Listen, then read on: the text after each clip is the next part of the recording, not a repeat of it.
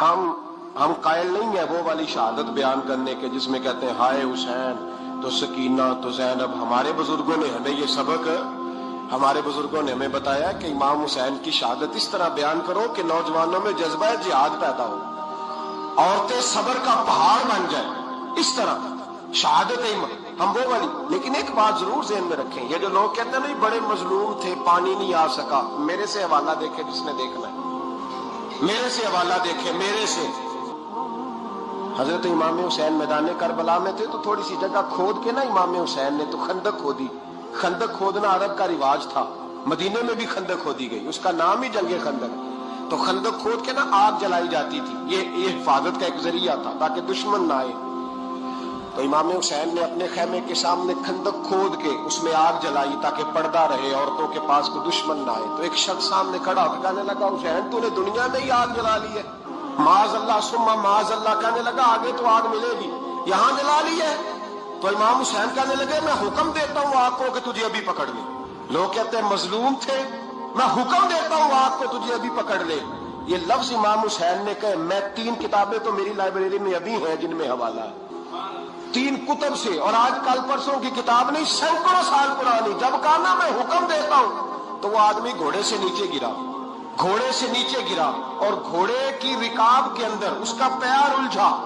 گھوڑا ڈر کے اتنا دوڑا کہ جا کے اس آدمی کو آگ میں پھینک دیا. امام حسین کے سامنے جل کے مر گیا.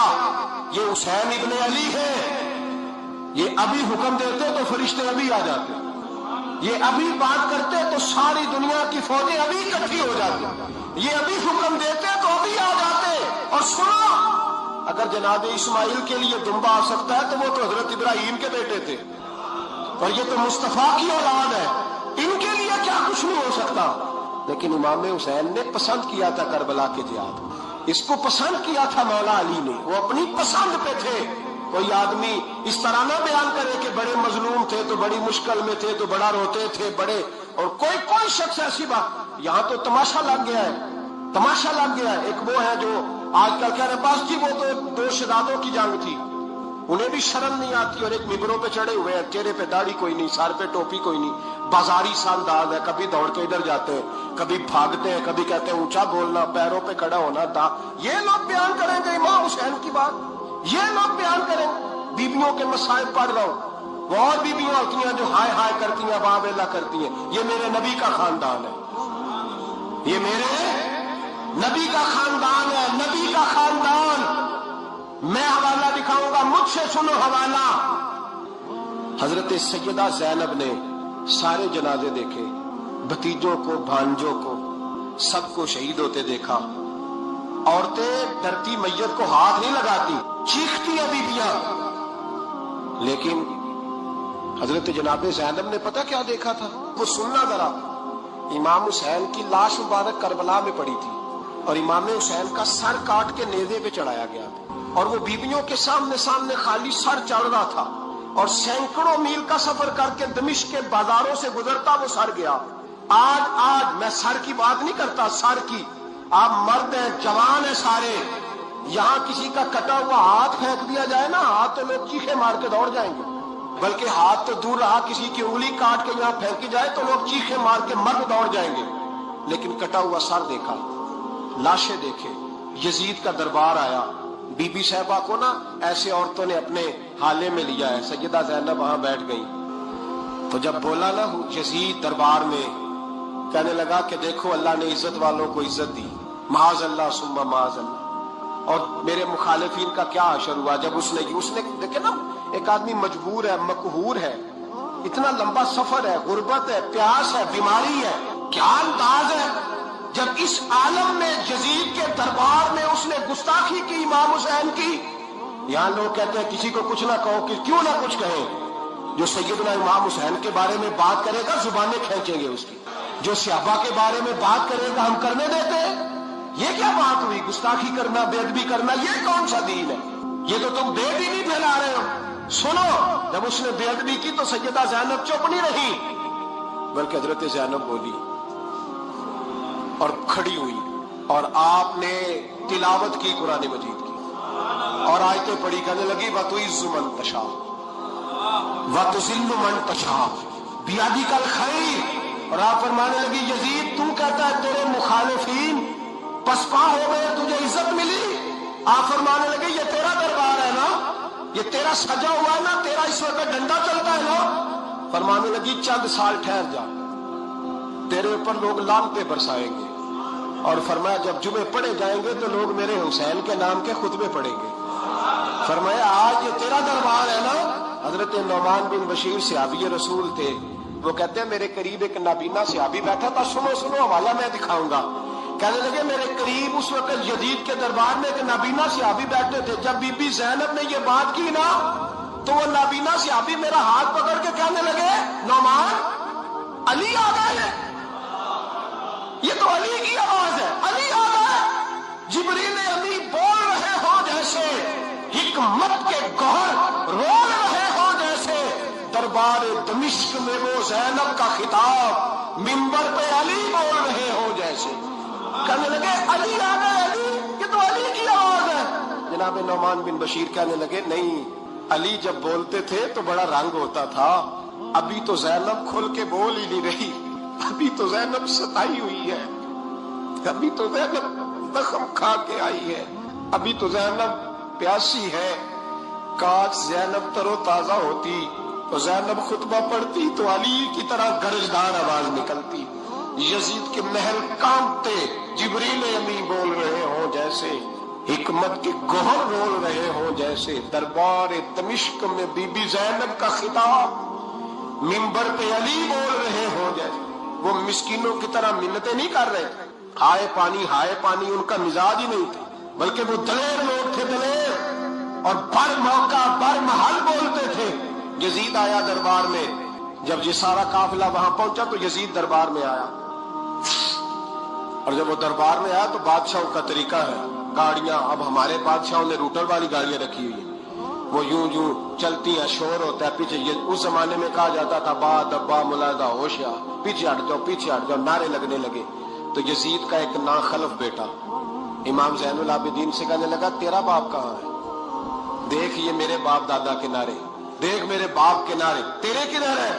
ابھی یہ بات شروع اس نے کی تھی کہ دمشق کی جامع مسجد میں زور کی اذان ہو گئی، اور جب مؤذن نے کہا نا اشہد ان محمد رسول اللہ، تو امام زین العابدین اس کا ہاتھ پکڑ کے کہنے لگے یہ میرے نانا کے نعرے لگ رہے ہیں، اگر تیرا ہے تو بتا، یہ میرے نانا کے نعرے ہیں۔ اور فرمایا تیرے باپ کے 2-2.5 سال لگیں گے، میرے نانے کے قیامت کے بعد نہیں لگیں گے، میرے نانے کے نعرے قیامت کے یہ لگتے رہیں گے، لگ رہے ہیں، اور لگتے تھے اور لگتے رہیں گے۔ میرے بھائی یاد رکھو، دلیری، ہمت، پہلی بات ان سے پیار کرنا ہے، دوسرا ان کی ہمت، ان کا مقام دلیری کرنا ہے، ان کا کام ہمت کرنا ہے، ان کا کام ڈٹ جانا ہے، کمزوری دکھانا اہل بیت کا طریقہ ہوتی ہے۔ حضرت عباس کے بازوؤں میں درد ہوتی، جناب زینب پھر پریشان ہوتی ہے کہ ہم تو اس بے حیائی کے خلاف لڑے اور امت ابھی یہ گند کر رہی، جو چوکوں میں کھڑا ہوتا ہے نا عورتوں کو تاڑتا ہے، وہ یزید کے طریقے پہ عمل کرتا ہے۔ یہ دلائل ہے، آپ سوچ لیں، اندازہ کر لیں کہ ہم نے کس جماعت میں کھڑے ہونا ہے، اس لیے گند سارا نکالیں۔ امام حسین کا ایک پیغام آج اپنانا بڑا ضروری ہے۔ امام حسین نے سر سجدے میں کٹایا اور قرآن کی تلاوت نیزے کی نوک پہ بھی جاری رہی ہے، اس لیے آج کم از کم 10 نفل امام حسین کی سنت سمجھ کے ضرور پڑھیں گے انشاءاللہ۔ جنہوں نے روزہ رکھا ہے بڑا اچھا کیا ہے، چلو جو نہیں رکھ سکے پھر بھی نفلی ہے، کوئی فرض نہیں، کم از کم 3 دفعہ سورت یاسین کی تلاوت آج ضروری ہے امام حسین کے لیے، کریں گے انشاءاللہ تعالی۔ اگر وہ نیزے کی نوک پہ پڑھ سکتے ہیں تو آپ ان کی خاطر بھی تو پڑھ ہی سکتے ہیں نا۔ تو بہت ضروری کام آج نفل پڑھنا ہے، اور بہت ضروری کام آج قرآن پاک کی تلاوت کرنا، کریں گے انشاءاللہ تعالی۔ ہمارا مضمون ہے عظمت اہل بیت۔ اسلام خشک مذہب نہیں ہے، صرف اخلاق کی بات کرو، نماز پڑھو، دھیان سے روزہ رکھو، عبادت کرو، زکوٰۃ دو اور ختم ہو جائے بات۔ اسلام وارفتگی والا دین ہے، اسلام محبت والا دین ہے، ذوق والا دین ہے، شوق والا۔ میری ملت میں آج جو آدمی بڑا گناہگار ہوتا ہے نا، کلین شیف ہوتا ہے، بے نمازی ہوتا ہے، بڑا سخت ہوتا ہے، نوجوان بڑا کچھ کرتا ہے، یہ ان ساری غلطیوں کے باوجود بھی جب نبی پاک کا نام آتا ہے تو اس کے سینے میں جذبات ابھر جاتے ہیں۔ کیونکہ اسلام ایک ذوق کا نام ہے، ایک شوق کا نام ہے، ایک درد کا نام ہے۔ جب رسول کریم صلی اللہ علیہ وسلم کی بات آتی ہے تو گرچہ وہ بڑا گناہگار ہے لیکن اس کے اندر حضور کی محبت موجود ہوتی ہے، وہ چھلک آتی ہے، اس کا چہرہ کھل اٹھتا ہے کہ یہ رسول کریم کی بات ہو رہی ہے صلی اللہ ہو۔ تو اسلام ہمیں آداب سکھاتا ہے، نسبتوں کا ادب سکھاتا ہے، اسلام ہمیں اکرام سکھاتا ہے، اسلام ہمیں کہتا ہے کہ استاد کی اولاد کا بھی ادب کرو، اسلام ہمیں کہتا ہے کہ اپنے محسن کے بچوں کا بھی ادب کرو۔ اسلام یہ بتاتا ہے۔ ہمارے ہاں خشکی ہوتی جا رہی ہے۔ بزرگوں نے لکھا ہے کہ 3 قسم کے لوگ کسی کے مرید نہیں ہوتے۔ ایک چودھری صاحب جو ہوتے ہیں وہ بھی کسی کاغذ شاغذ سارے بکھر گئے، بچہ گیند لے کے چلا گیا، شاگرد چوپ رہے، چلو دوبارہ سے کتابیں سمیٹی، ڈھونڈا، سارا میں اٹھوں گا، میں نے اس گھر سے فیض لیا ہے، یہاں ڈیوٹی کرنا میری ذمہ داری کا حصہ ہے، سوال ہی نہیں پیدا ہوتا۔ صحابہ کرام فرماتے ہیں نبی پاک کے اخراجات بہت زیادہ تھے، آمدن کوئی نہیں تھی، بظاہر میں بیٹھتا ہوں تو کہاں سے آئی ہے، روٹی کھاتا ہوں تو کہاں سے، اس کو پھر بھی حساب دینا پڑتا ہے۔ اس کا نقصان یہ ہوتا ہے کہ لوگ دین میں آنا چھوڑتے ہیں۔ ہمارے یہاں گجرانوالہ میں ایک عالم تھے، وہ 9 بھائی عالم تھے، اب ان کے بچوں میں سے کوئی بھی نہیں بنا۔ کوئی بچہ کوریا میں کمائی کر رہا ہے، کوئی افریقہ میں کمائی کر رہا ہے، وہ کہتے ہیں جو اشر آپ کا ہوا ہے ہمارا بھی تو وہی ہونا نا کل۔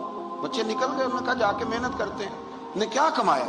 نبی کریم صلی اللہ تعالی علیہ حضور کے صحابہ ادرانے، اور جہاں آپ کا دل کرے آپ اپنی ذات پر، مہمانوں پر، گھر پہ خرچ کریں۔ اچھا جی جمع تو کر لیے ہیں تو اب حضور کو پیش کون کرے گا؟ ڈیوٹی لگی حضرت عباس کی کہ محبوب کے چچا ہیں، یہ پیش کریں گے۔ حضرت عباس وہ پیسے لے کے دروازے سے ناراض کیا۔ اللہ کرے یہ چھوٹی بات نہیں، بڑی بات کر رہا ہوں۔ فرماتے ہیں جس نے اسے راضی کیا اس نے مصطفیٰ کو راضی کر لیا، اور فرمایا جس نے مجھے راضی کیا اس نے اللہ کو راضی کر لیا۔ اور حضور فرمانے لگے النظر الی وجہ علی عبادہ، علی کو تو دیکھتے رہو گے تو رب کی عبادت کا ثواب ملتا رہے گا۔ کچھ لوگ پریشان تھے کہ حضور سارے تو نہیں نہ دیکھ سکیں گے مولا علی کو۔ حضور نے اس کا بھی جواب دیا، فرمایا ذکر علی عبادہ، تو بس علی علی کہتا رہے، تجھے رب کی عبادت کا ثواب ملتا رہے گا۔ علی کا ذکر بھی عبادت۔ اس خاندان کے ساتھ پیار کرنا۔ میرے اعلیٰ حضرت فاضل بریلوی رحمت اللہ علیہ سے کسی نے پوچھا سید کو زکوٰۃ دے لیں؟ اس کا سادہ سا جواب تھا نہیں لگتی، بات ختم ہو جاتی، پر اعلیٰ حضرت نے ایک پورا صفحہ لکھا ہے، بلکہ 1.5 صفحہ ہے، فتاوی رضویہ کی 8ویں جلد میں۔ حضور زکوٰۃ دے لیں، اعلیٰ حضرت نے دلائل لکھے کہ سید کو زکوٰۃ نہیں لگتی، پھر آخر میں کہنے لگے جن کے نانا کا صدقہ کھاتے ہو انہیں زکوٰۃ دینی ہے۔ آپ فرمانے لگے تو نبی پاک کے مبارک بچوں پر اپنا مال خرچ کر، یہاں بھی اجر ملے گا وہاں بھی اجر ملے گا۔ اور پھر اعلیٰ حضرت نے حدیث لکھی ہے کنز المال کے حوالے سے، کمال کرتے ہیں جب آپ اس طرف آتے ہیں نا، خدمت سادات کا پورا باب بیان کیا۔ فرمانے لگے رسول کریم علیہ السلام نے فرمایا جس نے عبد المطلب کی اولاد کے ساتھ نیکی کی وہ مجھ سے ملے گا تو میں اسے صلہ دوں گا، میں اسے۔ اعلیٰ حضرت یہ حدیث لکھ کے کہتے ہیں ہمیں صلے کی ضرورت ہی نہیں، یہ جو نبی پاک نے کہہ دیا نا جب وہ مجھ سے ملے گا تو مصطفیٰ سے ملنا ہی سب سے بڑا صلہ ہے، یہی سب سے بڑا صلہ ہے۔ بیدم شاہ وارسی کہنے لگے عدم سے لائی ہے ہستی میں آرزو رسول، عدم سے لائی ہے ہستی میں آرزو رسول، یہ کہاں کہاں لیے پھرتی ہے جستجو رسول۔ ہمیں عدم سے لائی ہے ہستی میں آرزو رسول، اور کہاں کہاں لیے پھرتی ہے جستجو رسول۔ عجب تماشا ہو میدان حشر میں بیدم کہ سب ہوں پیش خدا اور میں روبرو رسول، سب ہوں پیش خدا اور میں روبرو رسول۔ میں حضور کے سامنے، تو محبوب فرمانے لگے جب وہ ملے گا نا تو اجر میں دوں گا۔ تو پتہ یہ چلا خدمت سادات، ان سے پیار کرنا، اہل بیت نبوت سے ان کی شان کو سمجھے۔ مرتبے والے کا مرتبہ ہمیشہ سمجھنا چاہیے، ہمیشہ جس کو اللہ نے مرتبہ دیا ہے اس کے مرتبے کو سمجھے۔ میرے رسول کریم علیہ السلام نا ذرا اعزازی وقت دیتے تھے، یہ سارا دن ہی امام حسن اور حسین مسجد میں رہتے تھے، سارا دن ہر وقت حضور کے ساتھ کھیلتے تھے، ان کا دروازہ مسجد نبی میں کھلتا تھا گھر کا، لیکن اس کے باوجود حضور فرماتے فاطمہ آج میرا دل کرتا ہے تمہارے گھر آ کے رات گزارو۔ بھئی کوئی گھر بڑی دور ہے کہ تو ساتھ ہی تو ہے۔ تو سیدہ فاطمہ فرماتی ہیں میں نے کہا حضور بڑی خوش نہیں، نانا نہیں نا، یہ امام الانبیاء بھی ہیں، یہ امام الانبیاء بھی ہیں، یہ سرور کون و مکان، ان کا ہر کام اللہ کے حکم سے ہے، اللہ کے حکم سے۔ صاحبہ غسل کرانے لگ گئی, کپڑے تبدیل کرا رہی تھی. مائیں کرتی ہیں نا, بچہ باہر جانے لگا تو واپس آپ پہلے کپڑے بدل. تو ذرا دیر ہو گئی تو نبی پاک بے چین ہو گئے, میں حسن آ کیوں نہیں رہا, میرا ملنے کو دل ہے. فرماتے تھوڑی دیر گزری تو امام حسن نے دروازہ کھولا سیدہ پاک کا. جب دروازہ کھولا تو رسول کریم نے دونوں بازو یوں کھول دی اور نبی پاک گھٹنوں کے بل زمین پر بیٹھ گئے. امام حسن بھی جب اندر سے نکلے تو انہوں نے بھی یوں بازو کھولے. تو کہتے ہیں رسول کریم کے جب گلے سے آ کے لگے تو عبداللہ ابن عمر کہتے ہیں میں نے حضور کی آنکھوں میں آنسو دیکھے اور محبوب ان کا ماتھا چوم کے کہنے لگے اے اللہ میں ان دونوں سے محبت کرتا ہوں, تو بھی ان سے محبت فرما. میرے اللہ جو میرے حسن حسین سے محبت کرے اس بندے سے بھی محبت فرما, جو ان سے پیار کرے اس سے بھی. ہمارے بزرگوں کو نا اہل بیت سے بڑا پیار ہوتا تھا, اصحاب کے بھی غلام اور اہل بیت کے بھی. میں نے کہا ہے کہ اب ہمارے مزاجوں میں نا خشکی آ گئی ہے, اور جی اخلاق کی بات کریں, جی سیدھی سیدھی نماز روزے کی بات کریں, اصول کی. وہ جو ادب تھا, وہ جو عشق تھا, وہ جو وارفتگی تھی, وہ حسن کدھر گیا؟ حضرت عمر سے زیادہ تو اصول پسند کوئی نہیں نا, ان سے زیادہ سخت مزاج اصول پسند بندہ تو کوئی نہیں نہ ملے گا امت کو. امام حسین 10-10.5 سال عمر تھی, بچے تھے, مسجد میں آئے. حضرت عمر خطبہ دے رہے, جہاں اصول کی بات ہوگی وہاں اصول کی ہوگی, اور جہاں عشق کی ہوگی نماز پڑھا کہ میں تہول ویکھا بہنوں تے کعبہ بھول گیا. تو امام حسین آئے مسجد نبی میں, حضرت عمر خطبہ دے رہے تھے, مولا علی کے ساتھ آئے بچے جمعہ پڑھنے. امام حسین آئے تو جناب عمر کے سامنے کھڑے ہو گئے, کہنے لگے عمر نیچے اترو, میرے نانا کا ممبر ہے. حضرت علی نے بازو تھاما, کہا یہ کیا کہہ رہے ہو؟ تو جناب فاروق اعظم فرمانے لگے جمعہ ہو رہا ہے, خطبہ ہو رہا ہے, لوگ جمعہ پڑھنے آئے ہوئے, اس میں اب بچہ آ جائے تو کیا جمعہ چھوڑا جائے گا؟ لیکن جہاں ادب ہے وہاں ادب ہے. حضرت علی کہنے لگے حسین یہ کیا کہہ رہے ہو, بیٹھ جاؤ. حضرت عمر فاروق فرمانے لگے علی آپ نہ بیچ میں ہیں, یہ میرا اور حسین کا معاملہ ہے, آپ نہیں بیچ میں ہیں, آپ ہٹ جائیں, میرا اور حسین کا مسئلہ. کیا کہا بیٹے؟ کہا عمر اترو, میرے نانا کا ممبر ہے. اتنا بڑا آدمی جسے کیسر و کسرا ہلا نہ سکے, جو درہ مارے تو زمین کا زلزلہ رک جائے, جو سورج کو حکم دے تو سورج چہرہ بدل جائے, وہ شخص جو دریا کو خط لکھے تو خشک دریا بہنے لگے. عمر اترو, میرے نانا کا ممبر ہے. فاروق اعظم زمین پہ اتر آئے, ہاتھ باندھ کے کھڑے ہو, کہنے لگے حسین میں اتر گیا ہوں, پتر ممبر تو تیرا ہے یا تیرے نانا کا ہے؟ ختم ہو گئی بات. تو حضرت امام حسین کہنے لگے جا کے اپنے نانے کے ممبر پہ بیٹھ جا. تو فاروق اعظم کی چیخ ہی نکل گئی, کہنے لگے پتر میں تو اونٹ چرانے والے کا بیٹا, میرے نانے کا کوئی ممبر نہیں یار, میں تو اونٹ چرانے والے کا, میرے نانے کا کوئی ممبر ہی کوئی نہیں, تو کدھر جاؤں؟ امام حسین کہا اچھا کوئی نہیں ممبر آپ کے نانا کا کوئی نہیں؟ کہا نہیں. چل ٹھیک ہے پھر میرے نانا کے ممبر پہ بیٹھ جاؤ, اور میرے نانا کے ممبر پہ بیٹھ جاؤ. مجھے لگتا ہے فاروق اعظم بولے ہوں گے, انہوں نے کہا ہوگا کہ لوگوں میں مرضی سے نہیں بیٹھا, مجھے ابو بکر نے بٹھایا تھا, پھر حسین کے کہنے پہ اترا ہوں, اب دوبارہ مجھے حسین ابن علی نے بٹھایا ہے, کسی میں جرت ہے تو عمر کو ہلا کے دکھائے, طاقت ہے. تو بھئی یہ پیار رسول اللہ کے خاندان سے, یہ وارفتگی, یہ ذوق, ہم تو ہٹ گئے ان چیزوں سے. شیخ الاسلام والمسلمین خواجہ قمر الدین سیالوی, خواجہ صاحب سچ مچ کے شیخ الاسلام تھے, اور اللہ تعالیٰ نے انہیں بڑا ہی اعزاز عطا فرمایا, بڑی بات تھی. ایسے شیخ بھی کم دنیا میں ہوتے ہیں, اور 20 علماء ان کے مرید تھے. پنڈی کے علاقے میں نا اپنے بہت سارے علماء, کسی علماء کی میٹنگ میں گئے تھے, علماء کافی تھے, تو ایک سید عالم تھے, انہوں نے نماز پڑھائی, عالم بھی تھے اور سید بھی تھے, جماعت کرائی. تو نماز کے بعد پتہ چلا کہ کوئی ایسی واضح غلطی ہو گئی ہے کہ نماز ہوئی نہیں. اب ہمارے تو کسی نمازی کو کسی مسئلے کا پتہ چل جائے دوسروں کو جینے نہیں دیتا, کہتا صرف میری نماز ٹھیک ہے, تم سب کی غلط ہے. اور پھر بندہ عالم ہو, اسے پتہ ہو مسئلے کا, تو پھر وہ سانس لینے دے, یہ بڑا مشکل کام ہے. علم یہاں بالکل زیادہ ہو تو پھر بندے کو حوصلہ ہوتا ہے, اس پہ کو پتہ ہے تھوڑا پانی ہوتا ہے نا برتن میں تو آوازیں زیادہ نکالتا ہے. علماء سارے کہنے لگے جی جلدی سے بتائیں جی حضرت صاحب وہ نماز نہیں ہوئی. تو خواجہ صاحب نہ چپ کر جو, پتہ مجھے بھی ہے نماز نہیں ہوئی, پر مسئلہ یہ ہے میرا مولوی نہیں نا, یہ رسول اللہ کا خاندان ہے, اور تیری نسل پاک میں ہے بچہ بچہ نور کا. فرمایا یہ حضور کا خاندان ہے, چپ کر جاؤ, طریقے سے بات کرنی, ادب سے. اور کوئی عالم ہوتا تو میں لقمہ دیتا, یہ سادات ہیں, چپ کرو.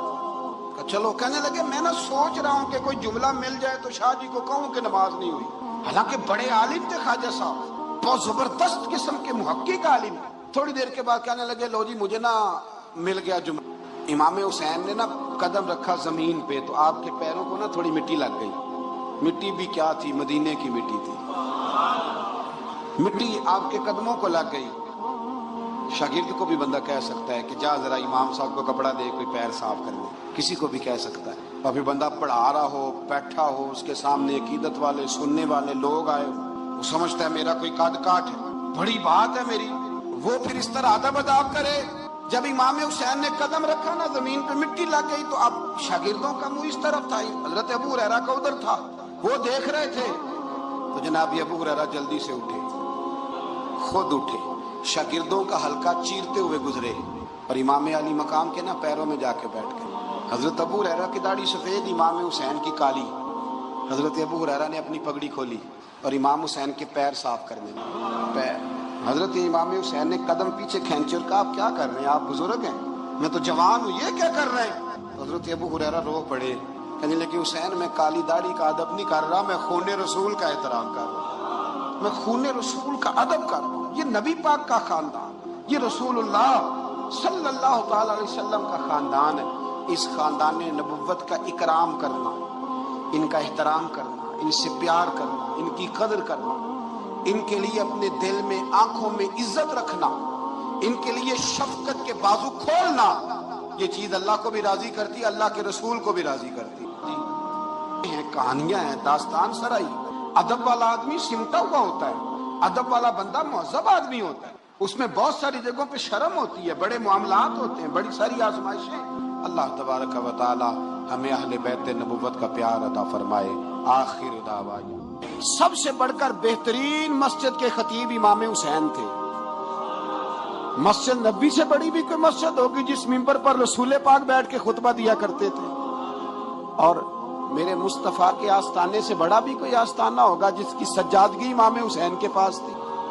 कहते हैं हमारा क्या ताल्लुक, हमें क्या लगे, जो मर्जी होता फिरे। ये सुनो, सबसे पहले पाकिस्तान नहीं, सबसे पहले रसूलुल्लाह का दीन है। असल में मैं जाग ही नहीं रहा, मैं जागता ही नहीं, और मुझे ये अंदाजा ही नहीं कि लीबिया सारा कट गया, मिस्र के टुकड़े टुकड़े हो गए। मुझे पता ही नहीं कि शाम, जिसके बारे में मेरे नबी पाक अलैहिस्सलाम ने फरमाया मक्के और मदीने के बाद अल्लाह ने सबसे ज्यादा बरकतें मुल्क के शाम में रखी है, और हुजूर ने फरमाया जिसने हिजरत करनी हो वो शाम जाए। इतना आला मुल्क सारा कट गया, 4-4 हजार लोग एक एक दिन में कत्ल हो गए। पर मेरा घर आबाद है ना, कोई अर्ज नहीं, वो कटते हैं तो वो दूर हैं, कटते रहे। फलस्तीन में हमारे यहाँ मेराज की महफिलें बड़ी जम के होती हैं, सारे लोग पढ़ते हैं सुभान अल्लाज़ी असरा बिअब्दिही लैलन मिनल मस्जिदिल हराम इलल मस्जिदिल अक्सा। इन्हें पूछो रोज कुरान मजीद में मस्जिद अक्सा का नाम लेने वालों, तो मस्जिद अक्सा कहते हो तो तुम्हें अल्लाह कितनी नेकियां अता करता है, बताओ तो सही मस्जिद अक्सा किधर है। और अब तो मेरी तरह के मौलवी आधी हदीस सुनाते हैं, कहते हैं मस्जिद नबी में एक नमाज पढ़ो तो 50 उनके कबाब बना के खा लिए, छोटे छोटे बच्चों की लाशें उन्होंने लटका डाली। सबसे बढ़कर बेहतरीन मस्जिद के खतीब इमाम हुसैन थे। मस्जिद नबी से बड़ी भी कोई मस्जिद होगी जिस मिंबर पर रसूल पाक बैठ के खुतबा दिया करते थे, और मेरे मुस्तफा के आस्ताने से बड़ा भी कोई आस्ताना होगा जिसकी सज्जादगी इमाम हुसैन के पास थी। कहते हैं हमारा क्या ताल्लुक, हमें क्या लगे, जो मर्जी होता फिरे।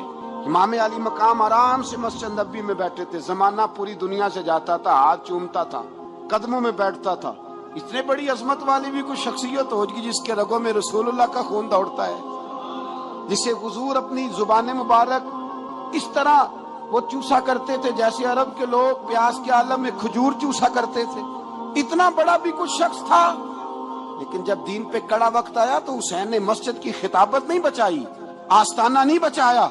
इमाम अली मकाम ने कहा कूफा लुटता है तो लुटता रहे, दमिश्क में फसाद होता है तो होता रहे, वो मुल्क के शाम की बच्चियां रो रही हैं तो रोती रहे कि हम पे यजीद काबज हो गया, मेरी मस्जिद आबाद है, काफी है ना।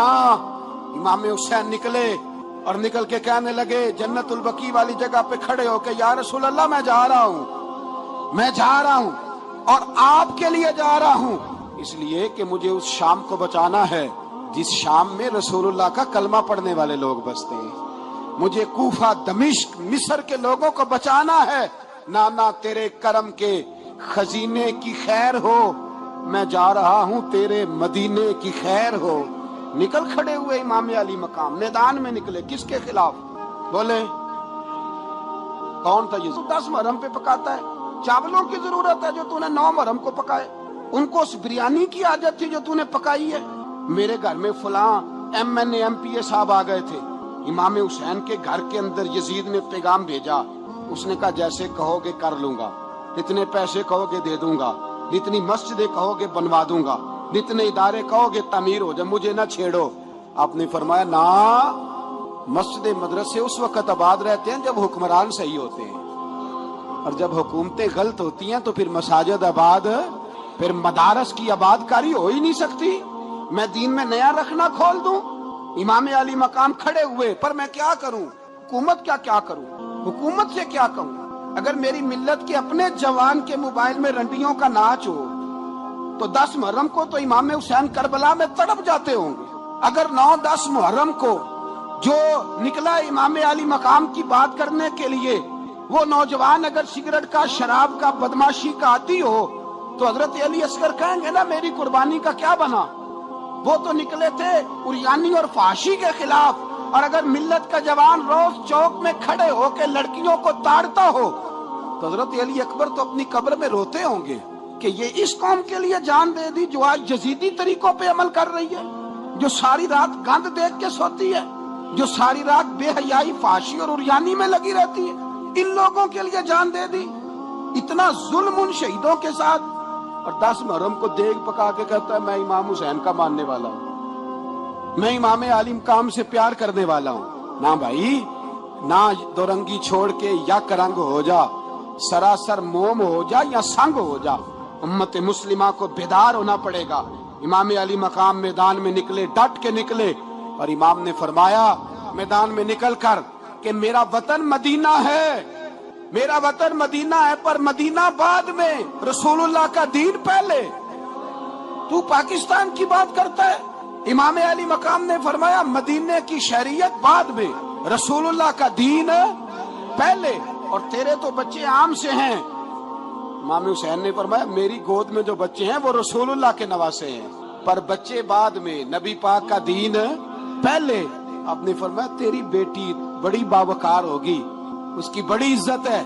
तू कहता है बेटी की वजह से ब्लैकमेल हो गया, लेकिन जो शान खुदा ने हुसैन की बेटी को अता फरमाई, जिन बच्चियों का सर का बाल नंगा हो जाए, सर का बाल नंगा हो जाए, तो इमाम शौरानी फरमाया करते थे अगर मदीने में किसी सैयदजादी के सर का बाल नंगा होता था तो सूरज अपना मुंह छुपा लिया करता था, सूरज छुप जाता था बादलों की ओट में। और मदीने वाले समझ लेते थे कि घर में काम करते करते किसी सैयदजादी के सर का कोई बाल नंगा हो गया। उन शहजादियों का इतना वक़ार। और उसने अपने लाल को रोटी पका के दी। बाप कहता रहा चल छोड़, सो जा बेटे, तेरी अम्मा। उसने कहा नहीं मुझे नींद नहीं आती, बेटा भूखा है। उस माँ से भी कभी पूछ, उस माँ से जो बांग्लादेश के खेमे में बैठी है, तो BBC लंदन का रिपोर्टर कहता है कि तेरी ख्वाहिश क्या है? कहती कोई भी नहीं, चलो 2 दिन के बाद ही सही मेरे बेटे को एक रोटी दे जाया करो। ये रोटी मांगता है मुझसे, मैं किधर से लाऊं? ये लवारिस कौम है, मैं हुक्मरान से जाके बात करूं? जब मेरा अपना नमाजी मुसलमान कहता है पहले पाकिस्तान के बच्चे तो पाल लो, मेरे भाई तुझे खबर ही नहीं। ये तो जाना तो कभी गुंबद खजरा पे, तो मेरे मुस्तफ़ा ने फरमाया मन अज़ा मुस्लिम फ़क़द अज़ानी। फरमाया जब मेरा मुसलमान तकलीफ में होता है तो मैं गुंबद में तकलीफ में होता हूँ, मुझे दर्द होता है, मुझे अजियत होती। पूछ जाके महबूबे पाक से, मेरे अजीज किसी को गम ही नहीं इन लोगों का, किसी को परवाह ही नहीं, कुछ सोचता ही नहीं इनके बारे में। मैं अपने घर में मस्त हूँ, आप अपने घर में मस्त हैं। मेरे रसूलुल्लाह की उम्मत लुट गई सारी, जगह जगह तबाही। 1 इंच धरती पर जमीन ऐसी नहीं जो काफिर की हो और खून बहता हो। एक रेमंड डेविस अमरीकी कुत्ता यहाँ बंद था मुसलमानों के कत्ल में। उन्हें अपनी कौम की इतनी फिक्र थी, वो रातों रात छुड़ा के ले गए। लेकिन मेरी और तेरी बहन आफिया सिद्दीकिया सालों से बंद है। तड़प के पूछा है मुसलमानों ने कि उसकी गलती तो बताओ, उसका कसूर नहीं पर वो बंद है। کوئی نہیں بات کرنے والا, کوئی نہیں. مسجد جانے, جمعہ تو پڑھانا ہے, اس میں غرض نہیں, درد ہے کہ نہیں, کہ اس میں تو اتنا پتہ ہے 1 گھنٹے تقریر ہے کرنی ہے. پیر صاحب صبح سے شام تک تعویذ لکھتے, سیاستدان صبح سے شام تک جنازہ بھی تب پڑتا ہے کہ مجھے ووٹ ملیں گے. تاجر کہتا ہے بس دکان چلنی چاہیے, مر جائے میری طرف سے ساری دنیا. بس کرو, اس خول سے باہر نکلو. اے نوجوان مسلم, کبھی یہ تدبر بھی کیا تو نے, وہ کون سا گردوں ہے جس کا ہے تو ایک ٹوٹا ہوا تارا. تو نے سوچا ہی نہیں کبھی, تجھے کبھی خبر ہی نہیں ہوئی کہ یہ کس قدر بڑا کام تھا. میرے رسول پاک صلی اللہ علیہ وسلم کے غلاموں جاگو. میں دعائی دیتا پھرتا ہوں, میں کہتا ہوں جٹ بن کے بڑا جی لیا, بٹ رائیں انصاری بن کے بڑا جیا. بس کر دو, بس کر دو. اب مسلمان بن کے جینا سی. اب اپنی پہچان رسول اللہ کی غلامی بناؤ. اب کہو پہلے دین, باقی ہر چیز بعد میں. بس کرو, بہت ہو چکا ہمارے ساتھ, اب تھوڑا جاگو. علاقہ تک قبرص فتح ہوا, تمام لوگ نعرے لگا رہے ہیں. حضرت ابو ذر غفاری کونے میں بیٹھ کے رونے لگ گئے. مسلمانوں کو فتح ملی, سب لوگ نعرے لگا رہے ہیں, خوشی ہو رہی ہے کہ علاقہ فتح ہو گیا. حضرت ابو ذر غفاری رونے لگے اور تڑپ کے روئے. لوگوں نے کہا ابو ذر کیوں روتے ہو؟ آپ فرمانے لگے یہ لوگ برسوں سے قابض تھے اس شہر پر, یہ جن لوگوں سے آج ہم نے لیا ہے یہ برسوں سے, دل کے کانوں سے کھل سننے والی بات ہے. فرمانے لگے یہ برسوں سے قابض تھے, انہوں نے اللہ کی نافرمانی کی ہے تو آج علاقہ ان کے ہاتھوں سے نکل گیا ہے. میں رو اس لیے رہا ہوں کہ خدایا کہیں ہم سے بھی نافرمانی نہ ہو اور یہ ہمارے ہاتھوں سے بھی نہ نکل جائے. شام نکل نہیں گیا ہمارے ہاتھوں سے, لیبیا نکل گیا, مصر نکل گیا, عراق نکل گیا, افغانستان نکل گیا. اور اگر دیکھو تو بالواسطہ بلا واسطہ ہر جگہ کافر کا ڈیرا. وہ رو رہے ہیں, کہتے ہیں جب قوم اللہ کی نافرمانی کرتی ہے تو علاقے نکل جاتے. تڑپ رہے ہیں, مجھے کوئی فکر نہیں. کوئی نہیں رویا مصر کے جانے پر, کوئی نہیں رویا لیبیا کی تباہی پر, شام کے بچوں پہ کوئی نہیں رویا. ہم لوگ یہاں عید مناتے رہے, عید پر لوگ نئے کپڑے لیتے رہے اور برما کے مسلمانوں کو کفن تک نصیب نہ ہوا. کوئی نہیں تڑپا ان لوگوں پر, کسی کو خیال نہیں آیا. صاحب امام علی مقام کی فکر کو سمجھو, اس پر غور کرو. بس کر دو, نیند بڑی لمبی ہو گئی, اب اٹھو اس بیداری سے, اٹھو. جب قومیں نافرمانی کرتی ہیں تو ملک چھن جاتے ہیں اور کافر باری باری کر کے باریاں لگا رہا ہے. باری باری تمہیں کئی دفعہ دھمکیاں دے چکا ہے, وہ تمہارا نمبر کئی دفعہ لگا چکا ہے. اب خواب غفلت سے اٹھ جاؤ, آگ پیروں تک آ گئی ہے, ایسا نہ ہو جلا ڈالے سارا کچھ. حضرت سیدنا ابو ذر غفاری رو کے فرمایا کرتے تھے جب تم نافرمانیاں کرو گے تو علاقے تمہارے ہاتھوں سے نکل جائیں گے. سو نکل گئے. مولا علی شیر خدا کا شہر نجف کئی دفعہ بم کی نظر ہوا. امام علی مقام کے کربلا میں اب تک کئی دفعہ جنگیں ہو چکی, اس لیے کہ ہم نافرمانی کرتے ہیں, علاقے چھن جاتے ہیں. تو دعا بھی نہیں مانگتا میرے بھائی مسلمانوں کے لیے, تو دعا بھی نہیں مانگتا. امام حسین میدان کربلا میں تھے, ایک راوی کہتا ہے 3 دن پانی بند رہا ہے, روٹی بند رہی ہے, پر قرآن پاک کی تلاوت 1 منٹ کے لیے بھی بند نہیں ہوئی. دعا اور التجا 1 منٹ کے لیے بھی بند. حسین کے خیمے سے یہ آواز بار بار آتی رہی, یا اللہ استقامت بھی دے اور صبر بھی عطا فرما. دعا کا رستہ بند, تلاوت بند نہیں ہوئی, اللہ کی بارگاہ میں سجدے بند نہیں ہوئے. چھوڑ گیا, تو دعا تک نہیں مانگتا. دعا تو انقلاب برپا کر دیتی, دعا تو حالات بدل دیتی ہے, دعا تو تبدیلی لے آتی ہے. کوئی بیٹھا ہوا مجھے دور دعا دیتا ہے, بس دعا دیتا, فقط دعا دیتا ہے. کوئی بیٹھا ہوا مجھے دور دعا دیتا ہے, میں ڈوبتا ہوں پر سمندر اچھال دیتا ہے. او بھائی تو دعا بھی چھوڑ گیا. پہلی بات آپ کی خدمت میں یہ ہے کہ جاگیں, مسلمان بنے. دوسرا کچھ نہیں کر سکتے تو دعا تو کر سکتے ہیں نا, دعا کا رستہ اپنائیں. اور پھر میرے نبی پاک علیہ السلام نے 2 باتیں فرمائی, کان کھول کے سن لینا. 2 باتیں. حضور نے فرمایا ایک وقت آئے گا کہ میری امت کے خلاف کافر ایک دوسرے کو آوازیں دیں گے, آؤ مسلمانوں کو ماریں, آؤ مسلمانوں. تو صحابہ نے کہا یا رسول اللہ کیوں, ہم تھوڑے ہو جائیں گے؟ فرمایا نہیں, تم بہت زیادہ ہوں گے. 56 اسلامی ملک ہیں دنیا میں, کتنے بول کے بتانا.